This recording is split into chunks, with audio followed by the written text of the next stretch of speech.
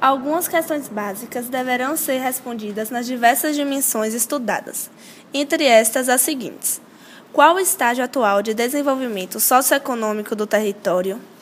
Quais os problemas estruturais que constituem obstáculo ao desenvolvimento do território? Quais as perspectivas de desenvolvimento do território em sua inter-relação com a região metropolitana de Salvador? Qual o impacto produzido no território pela atividade turística? Existe alguma possibilidade de desenvolvimento do turismo de base comunitária na região? Qual o impacto produzido no ecossistema regional como decorrência do processo de expansão urbana e dos grandes empreendimentos turísticos? Qual o grau de inclusão social da população nativa como decorrência do processo de crescimento econômico no território? Pretende-se, com esta pesquisa, avaliar os planos urbanísticos, socioeconômicos, turístico e ambiental, a dimensão atual e as pesquisas futuras da ocupação urbana do território objeto do estudo. Em termos específicos, obter os seguintes produtos: elaboração de um estudo analítico do processo de ocupação do território em seus aspectos geográficos, históricos, urbanísticos, turísticos, ambientais e socioeconômicos, abrangendo neste plano de trabalho a localidade do Litoral Norte, que irá se reunir ao conjunto de outras localidades no projeto global. Introdução e caracterização do núcleo urbano.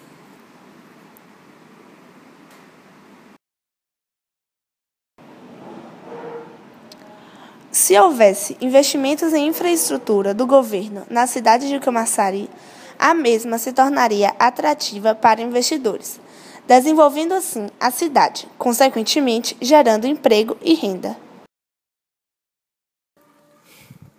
A Costa dos Cocais, cortada pela BA-99, antiga Estrada do Coco e posteriormente Linha Verde, a partir da Mata de São João, apresenta um processo de intensa ocupação urbana, notadamente a partir da duplicação da rodovia em que constitui seu eixo viário estrutural, atravessando-a no sentido sul-norte. A ocupação deste território vem sendo feita por condomínios privados, por atividades comerciais de suporte, notadamente nos segmentos de materiais de construção, móveis e produtos alimentares e empreendimentos turísticos de grande porte, notadamente no ramo de hotelaria. É importante observar que, a despeito das normas de planejamento do município de Camaçari e da APA Litoral Norte, este território está sujeito a um processo ocupacional que não necessariamente se harmoniza com os valores ambientais e, acumulando em seus núcleos urbanos um conjunto de problemas que tendem a se agravar na medida em que se acentua o adensamento demográfico. E considerando a existência nesse território de um importante patrimônio natural, representado por diversos ecossistemas, a exemplo de manguezais, áreas estuarinas, dunas, restingas e lagoas, a ocupação do solo deve ser harmonizada com os valores ambientais e socioeconômicos, de sorte a favorecer o desenvolvimento das atividades tais como o turismo, lazer, habitação, pesca, reflorestamento, fruticultura e outras, segundo as exigências de um processo de desenvolvimento sustentável. Há de se verificar igualmente as perspectivas da endogenia no processo de desenvolvimento local, sendo o desenvolvimento turístico desta área até certo ponto decorrente dos spheres effects produzidos em Salvador e estando por consequente estritamente relacionado com a política de desenvolvimento da RMS, torna-se fundamental avaliar quais as consequências políticas públicas e do planejamento urbanístico já aplicados na área e suas repercussões sobre o desenvolvimento local. Por tudo isso, se justifica o estudo desse território, o que ora se propõe nesse projeto. Isso será possível mediante a aplicação da metodologia de trabalho utilizada pelo Programa de Pós-Graduação em Desenvolvimento Regional e Urbano da Unifax, já utilizada e testada com sucesso em 91 municípios do estado da Bahia.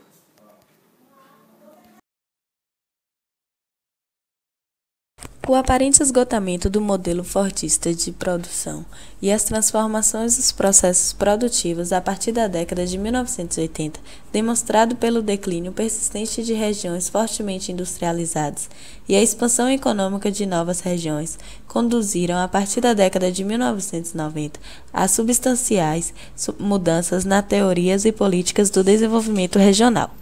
A questão dos desequilíbrios regionais que já existiam e se agravaram a partir da nova ordem produtiva internacional tem sido objeto de novas abordagens que correspondem às duas categorias analíticas distintas relativas aos recentes enfoques do desenvolvimento sustentável e do desenvolvimento local.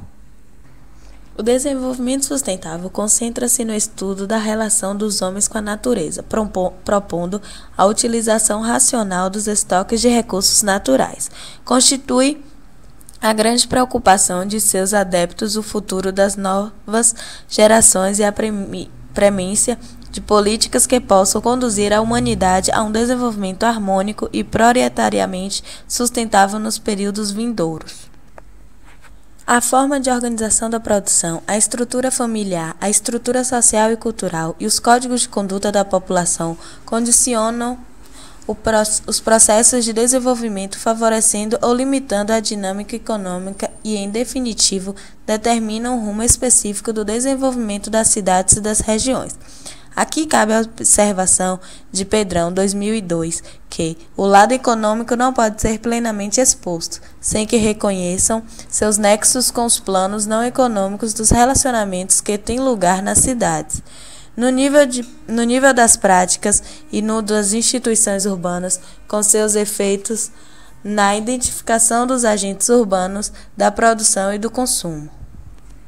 Na execução de um projeto desta natureza, que deve analisar cidades em diferentes contextos, é oportuno o registro de observação de Richman, em 1961, que, tanto no sentido geográfico quanto no econômico, o desenvolvimento constitui um processo necessário desequilibrado.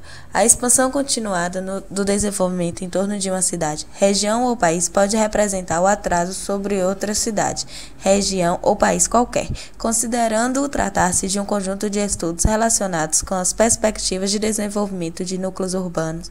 Torna-se importante observar que o conceito de urbanização está ligado ao uso do solo e ao processo de apropriação do espaço geográfico a nível econômico e cultural. A vocação de uma região depende de sua história, de seus aspectos naturais, de sua localização e da vontade política de quem dirige os seus destinos. A racionalidade do planejamento consiste em promover as atividades que correspondem à vocação da metrópole, superando eventuais obstáculos que a economia de mercado não pode vencer espontaneamente. É preciso procurar, entre as várias oportunidades que o progresso tecnológico oferece, as que melhor podem ser aproveitadas por cada área. Convém, por outro lado, ter sempre em mente que uma região comporta uma grande variedade de atividades econômicas. O normal é que ela tenha mais que uma vocação, o que permite ao planejamento explorar ganhos decorrentes da complementariedade interindustrial. As cidades transmitem parte de suas produções excedentes, não consumidas internamente por outras cidades. O mesmo acontece com os serviços e as rendas de cidades pequenas e médias que podem ser aplicadas nas indústrias dos grandes centros. Por sua vez, parte do excedente dos grandes centros se incorpora à renda das cidades menores. Há um movimento centro-periferia e periferia-centro, formando uma rede urbana em constante processo de transformação, distribuindo recursos de formas desiguais que requerem novas transformações e garantem a hegemonia das grandes cidades da rede urbana. Um planejamento eficaz poderia evitar os desequilíbrios que repercutem na decadência de algumas cidades e no congestionamento de outras. Singer, 1975. Porém, o que mais importa no planejamento é que a sua base teórica explique e reflita a realidade estudada. A construção desta base a partir de experiências forjadas em outros países, com realidades diferenciadas, exige que se promovam estudos comparativos e intercâmbio de experiências, objetivando a criação de mecanismos de ajustamento e estratégias de ação compatíveis com a realidade objeto da aplicação dos estudos.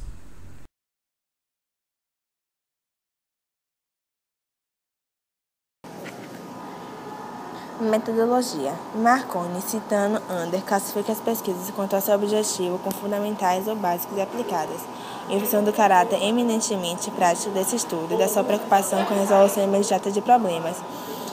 que acontece na realidade dos espaços analisados. Considera-se tratar-se de uma pesquisa aplicada. De acordo com Kernes, trata-se de um estudo não experimental, visto que os fenômenos são estudados sem intervenção experimental por parte do pesquisador. As características dos sujeitos dessas situações são observadas em sua essência e as relações existentes entre elas avaliadas, sem tentativa de efetuar mudanças no decorrer da pesquisa.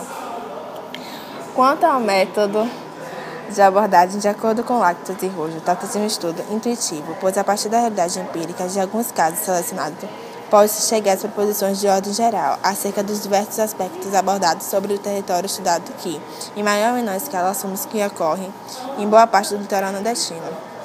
A pesquisa enquadra-se ainda, de acordo com a classificação de Best, presente em Marconi, quanto ao horizonte temporal de análise como histórica e descritiva. Histórica porque buscou na evolução do processo do povoamento e urbanização da região estudada das políticas públicas na área ambiental e de turismo, a origem dos problemas enfrentados no presente.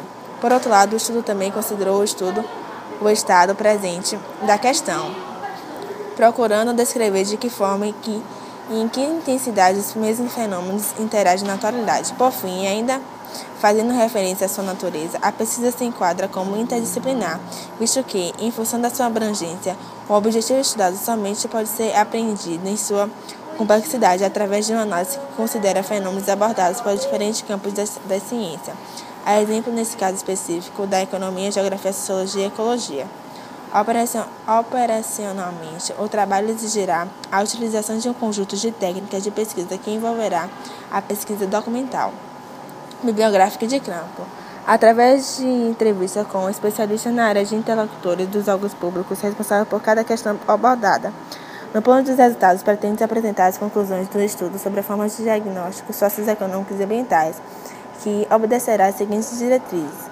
O diagnóstico socioeconômico será realizado na Vila de Alembep, que são: conhecimento efetivo da realidade socioeconômica e ambiental das comunidades estudadas, adequação às peculiaridades culturais das comunidades estudadas, adequação às regras da economia de mercado, desenvolvimento autossustentado. Visão das comunidades como integrantes de regiões articuladas pelos diversos condicionamentos históricos e espaciais, concepção de solução global e articulada de problemas envolvendo no diagnóstico, o exame de todos os aspectos pertinentes ao meio ambiente, à infraestrutura física e urbana social.